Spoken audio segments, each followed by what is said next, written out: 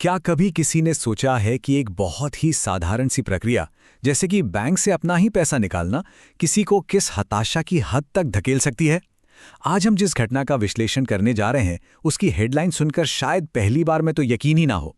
ये कहानी सिर्फ एक बैंक अकाउंट और उसमें रखे कुछ पैसों की नहीं है, बल्कि ये इस बात का एक बहुत बड़ा सबूत है कि जब हमारे कड़े नियम, बैंकिंग की पेचीदा भाषा और कागजी कार्रवाई समाज के सबसे कमजोर, अनपढ़ और हाशिए पर खड़े वर्ग से टकराते हैं, तो नतीजा कितना डरावना हो सकता है। तो चलिए, बिना किसी देरी के सीधे इस मुद्दे में उतरते हैं और इस पूरी घटना के हर एक पहलू को गहराई से समझते हैं।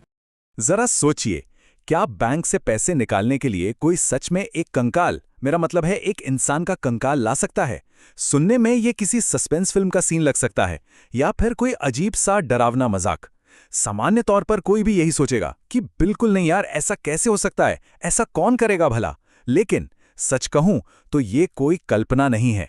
जो बात हमारे लिए पूरी तरह से असंभव और अकल्पनीय है, वो किसी के लिए एक हताश करने वाली दर्दनाक मजबूरी बन गई। और यही इस पूरी चर्चा का सबसे हैरान करने वाला पहलू है कि आखिर हमारे सिस्टम ने किसी इंसान को यहां तक पहुंचने पर कैसे मजबूर कर दिया। क्योंकि बिल्कुल यही हुआ। 27 अप्रैल को ओडिशा के केंदुझर जिले के पटना ब्लॉक के दयानाली गांव में ठीक ऐसा ही हुआ। 50 साल के एक व्यक्ति हैं जीतू मुंडा। उन्होंने लिटरली अपनी मृत बहन का कंकाल उठाया और बैंक पहुंच गए।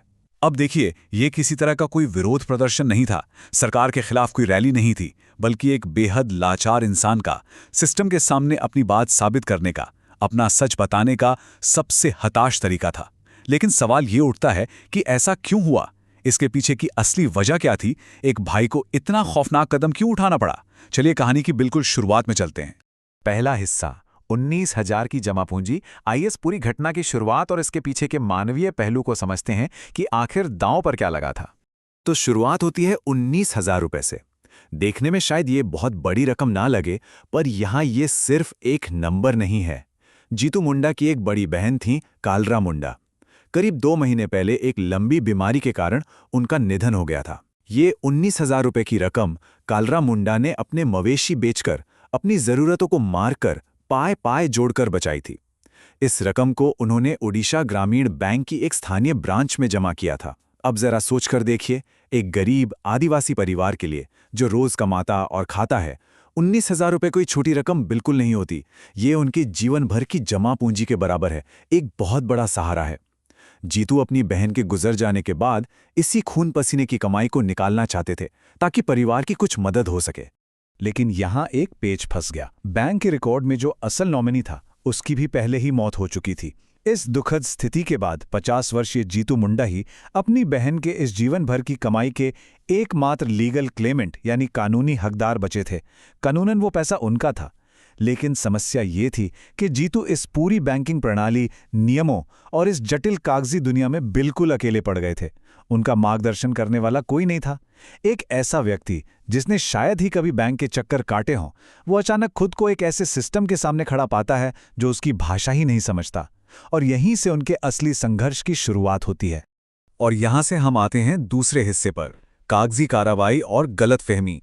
ये हिस्सा हमें साफ दिखाता है कि सिस्टम की औपचारिक भाषा और एक आम नागरिक की समझ के बीच कितनी गहरी खाई हो सकती है। देखिए, बैंकिंग की दुनिया में नॉमिनी, कानूनी वारिस या डेथ सर्टिफिकेट जैसे शब्द बहुत आम होते हैं, हर रोज इस्तेमाल होते हैं। लेकिन ग्राउंड रियलिटी क्या थी? पटना पुलिस स्टेशन के प्रभारी किरण प्रसाद साहू ने इस मामले में एक बहुत ही सटीक बात बताई। उन्होंने कहा कि जीतू मुंडा पढ़े लिखे नहीं है। उन्हें रत्ती भर भी अंदाजा नहीं था कि नॉमिनी या कानूनी वारिस क्या होता है, या फिर पंचायत से डेथ सर्टिफिकेट जैसे कागजी दस्तावेज कैसे जुटाए जाते हैं। उनके लिए ये सब एलियन कॉन्सेप्ट्स थे। बैंक ने अपनी प्रक्रिया के तहत उनसे सिर्फ दस्तावेज मांगे, लेकिन किसी ने भी 2 मिनट बैठकर उन्हें ये समझाने की कोशिश नहीं की कि आखिर ये कागज बनवाए कहाँ से जाते हैं।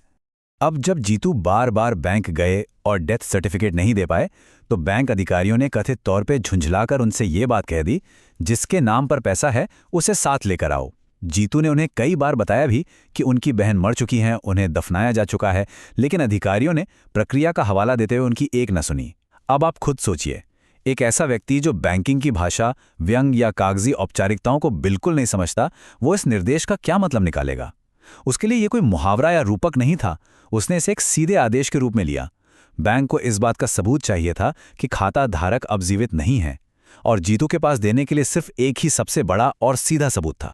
जिसके बाद शुरू होता है तीसरा हिस्सा, 3 किलोमीटर का सफर। ये इस पूरी कहानी का सबसे भावुक और विचलित करने वाला चैप्टर है।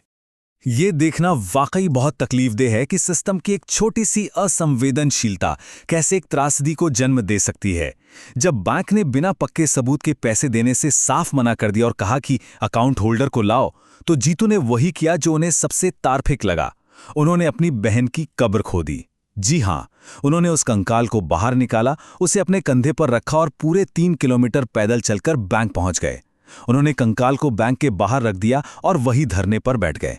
उनके दिमाग में ये कोई पागलपन या गुस्सा नहीं था, ये साबित करने का एक सीधा, सच्चा और सबसे हताश तरीका था कि उनकी बहन अब इस दुनिया में नहीं है। वो बस वही कर रहे थे जो उन्हें लगा कि बैंक का सिस्टम उनसे मांग रहा है, एक अकाट्य प्रमाण। चौथा और आखिरी हिस्सा, पुलिस और प्रशासन की मदद। जब ये दिल दहला देने वाला नज़ारा दुनिया के सामने आया, तो आखिरकार इस सोए हुए सिस्टम की आंखें खुलीं। जैसे ही ये तस्वीरें और वीडियो सामने आए, घटनाक्रम बहुत तेजी से बदला। खबर मिलते ही तुरंत पुलिस मौके पर पहुंची। पुलिस अधिकारी किरण प्रसाद साहू ने बहुत संवेदनशीलता दिखाते हुए स्थिति को संभाला और बैंक व जीतू के बीच मध्यस्थता की। उन्होंने तुरंत इस भारी संवादहीनता को पहचाना और बैंक अधिकारियों को असलियत समझाई। और सबसे सुकून वाली बात यह रही कि पुलिस की मौजूदगी में कंकाल को वापस ले जाकर पूरे सम्मान के साथ दोबारा कब्र में दफना दिया गया। मतलब जो काम महीनों की कागजी जद्दोजहद में अटका था, वो प्रशासन की एक सही पहल से कुछ ही घंटों में सुलझने लगा। प्रशासन ने जब सही तरीके से दखल दिया तो देखिए नतीजे कितने जल्दी और सकारात्मक निकले।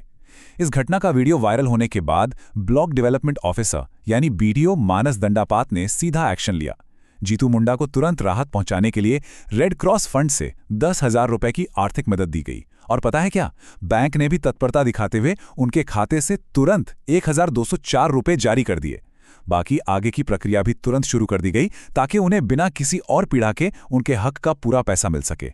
आखिरकार एक लंबे और दर्दनाक संघर्ष के बाद जीतू को कुछ राहत मिली।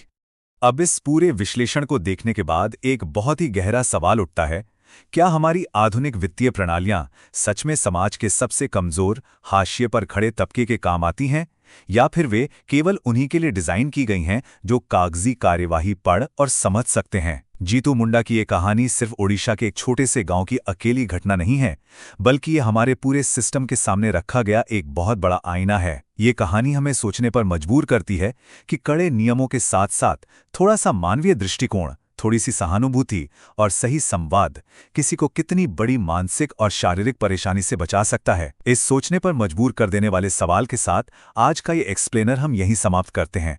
इस चर्चा का हिस्सा बनने के लिए बहुत बहुत शुक्रिया।